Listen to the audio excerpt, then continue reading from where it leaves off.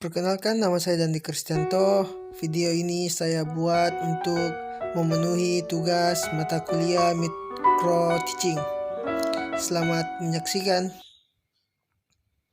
Assalamualaikum warahmatullahi wabarakatuh dan selamat pagi untuk teman-teman sekalian. Pertama-tama saya mengucapkan puji dan syukur kehadirat Tuhan Yang Maha Esa. Berkat kasih dan karunia-Nya lah kita sama-sama masih diberikan umur panjang dan kesehatan untuk bisa melaksanakan pertemuan kali ini. Sebelum kita juga masuk ke dalam pembahasan, alangkah lebih baiknya kita berdoa menurut agama dan keyakinan kita masing-masing agar diberikan kelancaran untuk pertemuan kali ini dan untuk dimudahkan untuk bisa mengerti apa yang saya bawakan materi nantinya. Untuk itu doa sesuai agama dan keyakinan kita masing-masing. Doa dimulai.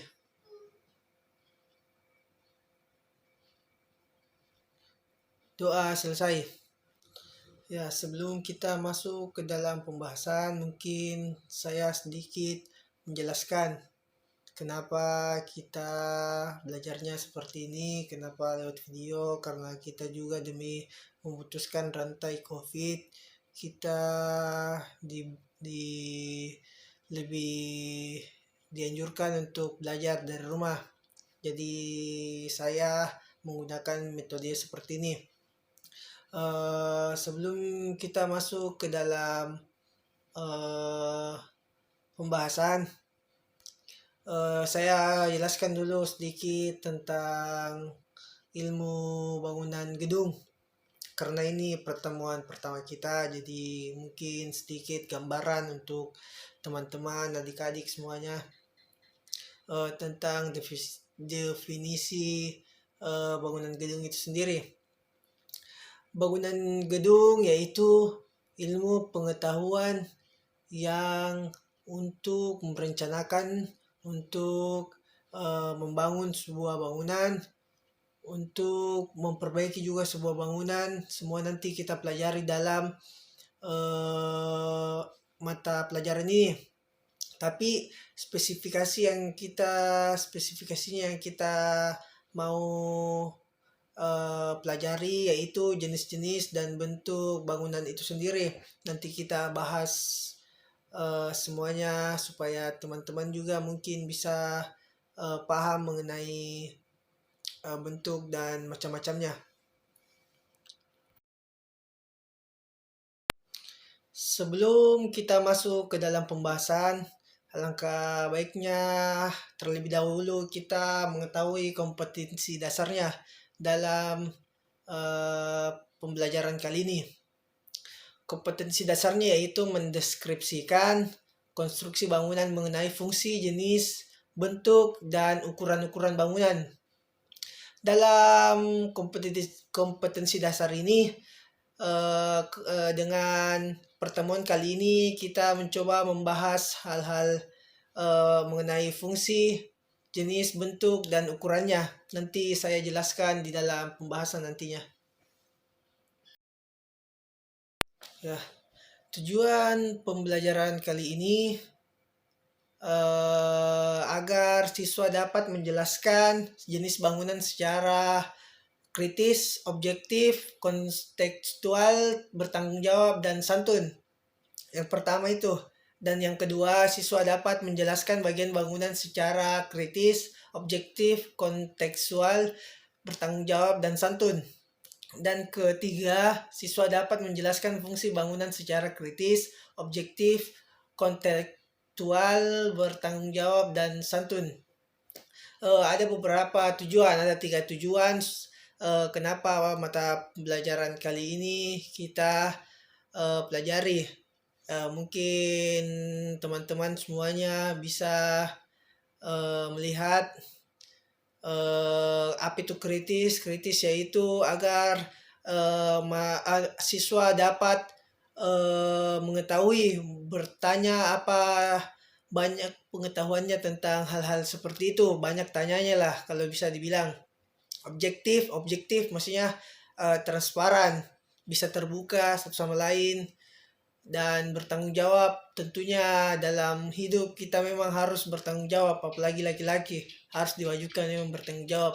Dan santun, santun dalam artian sopan, harus memang setiap manusia itu harus dilahirkan dengan sopan, apalagi kita sebagai pendidik harus santun untuk sebagai cerminan untuk siswa-siswa yang kita ajarkan nantinya. Oke, kita masuk ke dalam pembahasan. Pembahasan kali ini yang pertama kita membahas tentang fungsi bangunan itu sendiri. Secara umum, bangunan gedung dibangun untuk dimanfaatkan sebagai tempat manusia melakukan kegiatan, baik untuk tinggal, berusaha, melakukan kegiatan keagamaan, melakukan kegiatan sosial dan budaya, maupun melakukan kegiatan-kegiatan yang mempunyai tingkat kerahasiaan atau bahaya tinggi. Dalam artian fungsi ini adalah beberapa teman-teman mungkin sudah mengetahui bangunan-bangunan yang termasuk ke dalam rumah tinggal, tempat usaha, kegiatan keagamaan. Nanti kita bahas setelah ini, setelah set-set berikutnya. Ya, masih pembahasan tentang fungsi gedung. Fungsi bangunan gedung merupakan hal utama yang harus diwujudkan dan dijaga agar bangunan gedung tersebut dapat dimanfaatkan secara optimal, sehingga manusia yang melakukan kegiatan di dalamnya dapat melakukan kegiatan secara optimal, produktif, dan berkelanjutan. Dengan demikian, penetapan fungsi menjadi landasan dasar dari penyelenggaraan bangunan gedung, agar bangunan gedung yang telah terbangun dapat menjadi wadah yang dapat terwujudkan keselamatan, kesehatan, kenyamanan, dan kemudahan bagi manusia menggunakannya.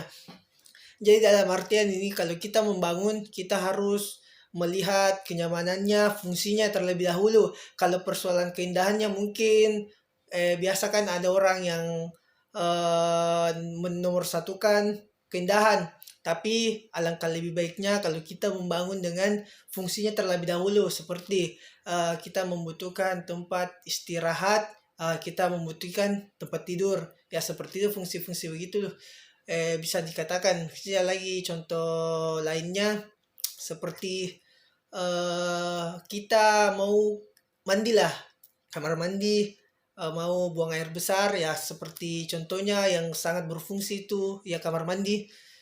Seperti itu fungsi-fungsi yang diutamakan dalam sebuah bangunan, terutama tempat tinggal.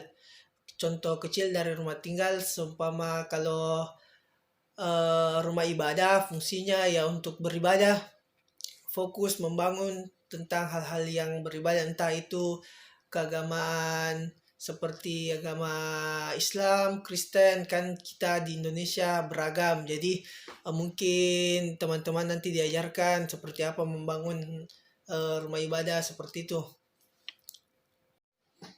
Oke, kita menuju ke slide selanjutnya, yaitu membahas tentang jenis-jenis bangunan. Di dalam pembahasan ini ada beberapa jenis bangunan yang akan kita bahas satu persatu. Yang pertama itu ada bangunan rumah tinggal.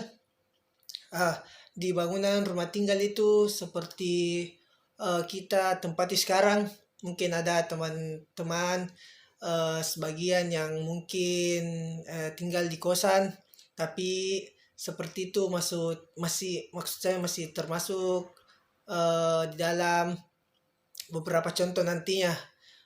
Dan contohnya itu ada beberapa seperti perumahan, rumah susun, termasuk juga apartemen, mes.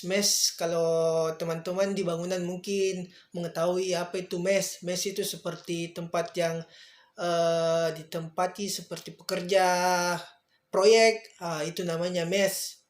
Dan ada juga asrama, mungkin beberapa ada lagi hal-hal yang menyangkut dalam bangunan rumah tinggal. contoh-contoh yang lain. Mungkin teman-teman bisa cari referensinya dan sama-sama nanti kalau ada waktu sempatkan untuk bertanya lagi ulang kepada saya. Yang kedua itu ada bangunan komersial. Di dalam bangunan komersial itu ada beberapa contoh lah. Seperti saya berikan gambaran mengenai bangunan komersial ini. Ada contoh retail, ada seperti supermarket, pertokoan, seperti toko agung, seperti itu. Mungkin teman-teman mengetahui toko agung seperti apa ya, pusat perbelanjaan, perkantoran, komersial, layanan jasa, servis, laundry, dan lain-lain. Itu contoh bangunan komersil. Dan yang ketiga ada bangunan fasilitas penginapan. Di contoh seperti ini penginapan mungkin teman-teman apalagi muda-mudi ini lebih mengetahui pasti. Ada seperti hotel, seperti motel kan, seperti kalau motel dan hotel itu mungkin agak berbeda ya. Kalau motel mungkin lebih bangunan kecil. Sedangkan hotel mungkin didominasi dengan bangunan yang besar, yang tinggi, yang luas, seperti itu. Dan seperti wisma juga, wisma tamu, ada juga wisma atlet yang mungkin ada beberapa teman-teman yang mengetahui ya yang ada di Jakarta, seperti itu. Masuk ke dalam bangunan fasilitas penginapan.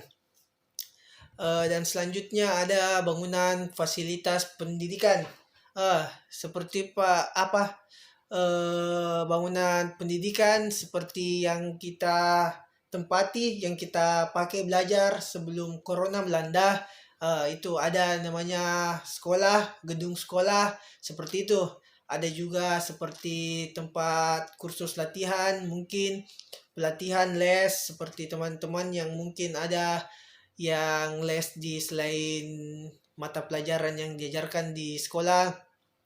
Dan perpustakaan juga termasuk, laboratorium, dan lain-lain. Seperti itu contoh dari bangunan fasilitas pendidikan. Next kita di bangunan fasilitas kesehatan. Nah, ini yang paling penting juga teman-teman ketahui tentang fasilitas kesehatan. Mungkin teman-teman belum tahu contoh dari bangunan fasilitas kesehatan itu. Contohnya seperti rumah sakit, mungkin teman-teman sudah tahu, puskesmas, klinik juga yang biasa di pinggir-pinggir jalan ada klinik ya, klinik kesehatan itu namanya juga, termasuk laboratorium medis, termasuk juga apotik, perawatan kecantikan, pusat rehabilitas, pusat terapi kesehatan. Ada macam-macam. Kalau persoalan bangunan fasilitas kesehatan yang termasuk ke dalam kesehatan, itu semua termasuk bangunan fasilitas kesehatan. Yang selain dari itu mungkin adalah di luar dari bangunan fasilitas kesehatan, nanti ada lagi di bawah-bawahnya. Terus saya beralih ke bangunan fasilitas peribadahan.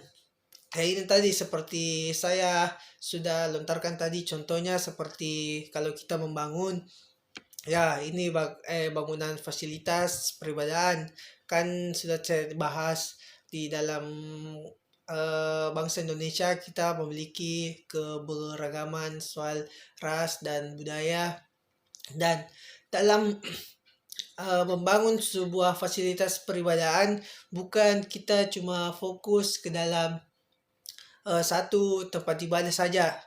Kita harus juga bisa membangun semua gedung-gedung ibadah yang masuk ke dalam agama di Indonesia. Contoh masjid, gereja, pusat peribadahan lain-lain, dan fasilitas layanan spiritual seperti itu. Itu contoh dari bangunan fasilitas beribadah. Dan ada yang berikutnya bangunan fasilitas transportasi. Ini juga yang penting untuk teman-teman ketahui, seperti contoh bandara, terminal juga termasuk, stasiun, pelabuhan, travel agen juga termasuk, museum juga termasuk, perpustakaan juga. Ini perpustakaan banyak macamnya ya. Kalau persoalan ini, gedung pertunjukan, apa seperti pertunjukan hal-hal yang pemerintahan dan layanan publik, ya itu masuk semua juga. Kantor polisi juga masuk, contohnya. Dan mungkin ada lagi beberapa contoh-contoh yang lain, mungkin teman-teman bisa cari sendiri seperti apa contoh-contoh dari jenis-jenis bangunan ini. Ya, kita ke slide selanjutnya di materi ketiga, bentuk bangunan. Pengertian bentuk secara umum merupakan wujud nyata suatu benda yang dapat kita lihat melalui batasan-batasan ukurannya. Tetapi di dalam bangunan gedung itu sendiri ada beberapa macam bentuk bangunan. Mungkin teman-teman bisa perhatikan. Yang pertama itu ada yang berbentuk lingkaran. Yang berbentuk lingkaran ini jarang ya ada di Indonesia, jarang ada bangunan seperti ini. Tapi mungkin ke depannya kalau teman-teman semua sudah menjadi profesor, mungkin bisa membangun seperti ini di Indonesia. Lihat ya gambarnya ada di slide. Dan yang ketiga ada yang berbentuk maksud saya yang kedua ada bentuk segitiga. Dalam bangunan bentuk seperti ini sudah banyak ya di Indonesia, terutama di tempat-tempat wisata juga, seperti tempat-tempat villa banyak yang menerapkan bentuk seperti ini. Selain unik, ini juga cenderung mudah dibuatnya, tidak seperti yang lingkaran tadinya. Dan yang ketiga itu ada yang berbentuk bujur sangkar. Di dalam bujur sangkar ini cenderung contohnya seperti rumah-rumah yang memakai kontainer juga biasa seperti itu. Tapi kita lihat contoh di gambar mungkin seperti ini. Ini bujur sangkar, artinya kotak memanjang ya. Artinya memiliki 4 sisi dan berbeda dari bentuk-bentuk yang lain. Dan yang keempat itu ada bangunan yang tidak teratur atau bentuk bebas. Dalam artian bentuk bebasnya ini tidak masuk dalam lingkaran, segitiga ataupun bujur sangkar. Seperti contoh yang ada di Australia, di Sydney, berbentuk seperti ini, contoh dari tidak teratur dan bebas. Gedung-gedung seperti ini juga cenderung sulit dibuat karena butuh pembebanan atau yang perhitungan-perhitungan yang mungkin profesional ataupun insinyur yang kebanyakan yang buat seperti ini. Ya, kita menuju ke slide berikutnya, slide keempat, yaitu ukuran bangunan. Kalau kita berbicara tentang tipe hunian untuk rumah tapak berdasarkan ukurannya, umumnya itu developer membedakan ke dalam 6 tipe. Kalau kita berbicara mungkin pada saat pertemuan ini saya akan membahas tentang ukuran bangunan yang melingkupi perumahan ya. Kalau ada yang bertanya soal di luar dari bangunan yang ada di perumahan, mungkin teman-teman bisa chat di grup atau chat pribadi mempertanyakan hal seperti ini. Tipe yang dimaksud adalah tipe 21, 36, 45, 54, 60, dan 70. Keenam tipe-tipe rumah tersebut adalah yang umum didesain untuk rumah modern berkonsep minimalis. Tapi ada juga beberapa perumahan yang di luar, maksudnya di luar dari tipe ini, tapi kebanyakan yang menggunakan tipe seperti ini. Ya, mungkin cukup pertemuan kita untuk hari ini. Apabila ada pertanyaan atau kurang dimengerti dari penjelasan saya tadi, mungkin bisa ditanyakan di WA grup kita, dan bisa juga chat pribadi atau ketemu langsung dengan saya. Apabila ada salah kata yang saya ucapkan, mohon dimaafkan karena saya juga manusia yang tidak luput dari eh, kesalahan. Mungkin cukup hari ini pertemuan kita. Pertemuan-pertemuan berikutnya mudah-mudahan kita masih diberi kesehatan untuk bisa bertemu kembali lagi. Ya, mungkin saya ucapkan terima kasih buat teman-teman yang sudah meluangkan waktunya untuk memperhatikan video pembelajaran ini. Mungkin sudah cukup sekian dan terima kasih.